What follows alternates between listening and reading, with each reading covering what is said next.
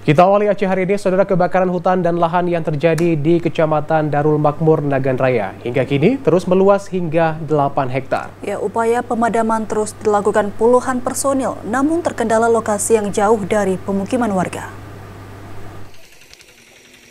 Seperti inilah kondisi lahan gambut yang terbakar di kawasan Kecamatan Darul Makmur, Nagan Raya. Sejak 3 hari terakhir, sudah 8 hektar lahan bekas perkebunan sawit ini terbakar, dampak dari kekeringan akibat kemarau panjang yang terjadi di kawasan itu.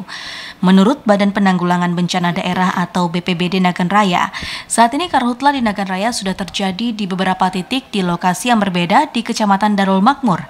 Kebakaran hutan dan lahan diperkirakan semakin meluas, mengingat kekeringan masih terjadi di kawasan itu.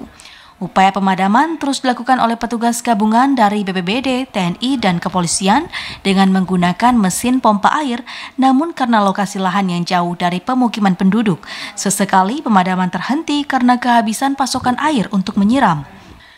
Selain itu, lahan yang merupakan tanah gambut sehingga sangat sulit untuk dipadamkan. Petugas harus menekan ke arah tanah dengan tekanan air yang kuat guna memastikan api benar-benar padam. Namun faktor kekeringan menambah kesulitan pemadaman, pasalnya titik api baru justru muncul di lokasi yang berbeda, sehingga petugas pemadam membagi menjadi beberapa tim agar seluruh lokasi kebakaran dapat dipadamkan.